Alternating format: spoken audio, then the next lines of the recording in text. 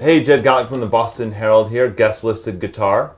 We have Marc Pinansky of Township, one of my favorite local bands, Riff masters, and also of Board of Health, which the residency just got the Boston Music Award nomination, so that's pretty cool. He is going to be teaching me a little bit about riffs that I know nothing about riffs, hardly. So tell me a little bit about some of the first riffs that you learned and what you love about a riff. Well, I think right off the bat, as a good riff obviously has to hit you right away. It sort of stops you dead in your tracks. And for me, with music in general, it's got to come with the emotion, the passion, the delivery of it, which kind of trumps execution a lot of times. And then I also feel that there needs to be a melody. Because that's the reason why there is a riff. That's why you can sing a riff to someone and say, you know, this riff, and it just pops right out because there's a melody to it. Tell me a little bit about some of the early riff that you wrote. Play me a little riff that you wrote where you were kind of like, oh yes, I did it, I got a riff, I did it. Like where you were like pretty psyched about it. There's been a few. There haven't been a ton because I think I hold myself to a high riff standard. Good, as you should. I have such a healthy diet of riffs. I am a bit self-conscious about what they come out. So it's got to feel good. And one from a few years ago that actually I had kicking around for a while, maybe 3-4 years ago. Actually, before even Township, I think I had this riff. Just these couple of bars, very ZZ Top. But this one sticks also completely with the pentatonic. But I like it because it's kind of slinky in the Mike Campbell sort of sense because I use my thumb to slide up. So it goes.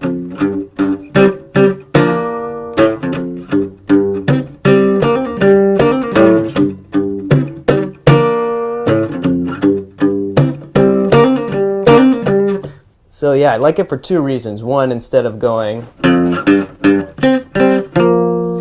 I slide in with a thumb, and it allows me to be also a little sloppier. Which is a habit I got into when I first started playing because I really liked Stevie Ray Vaughan, and I played a Strat, actually a Lead 2 for guitar nerds out there, before I got the Strat, which have skinnier necks. So you do a lot more. And Hendrix, I mean, Stevie Ray got it from Hendrix, but everybody... you clamp it like this, and then your hands here, you're like, well, I can just hit the bass note like with that. I feel like, because serious guitar teachers were always like, keep your thumb in the back. Oh, yeah. And I was like, this. I will, but this is hard, and my thumb's always creeping up. So it's cool to see something where it's not only acceptable, but it's necessary to have It is absolutely necessary. So what are you doing there? You're just keeping the thumb there. Those are the first two notes. Wow. Yep. And then it's just because we're here, it's basically going, that's the root of it, but I'm hitting these two together to make it kind of grimier. that does add that kind of little ZZ Top thing to it. I like it. They love that stuff. Show me that again, and show me the hammer-on, because that is something I can't do and I don't know, and it's just sort of where you're like, kind of like popping it up or something, right? Yes. So the key is basically you got to have one finger that doesn't move. Okay. Because it's kind of acting like your nut. So you're holding it here. So the hammer on is just so you hit it and then you strike to get that second note. And then you'll probably get it just naturally by taking the finger off. Sometimes you can pull it a little bit to get it to ring out, but the key is you have to keep that guy rooted there. So it's one pick, one note. Okay. So you need to practice that. And then this is the other note, so after I do that, but it's the rhythm of a...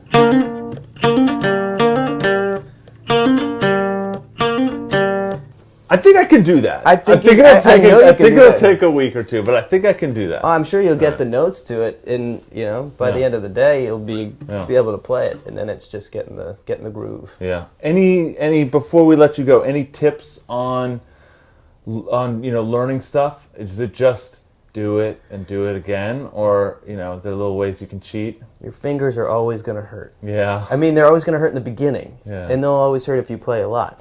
But that's the biggest reason why people pick it up and put it down and don't think about it again.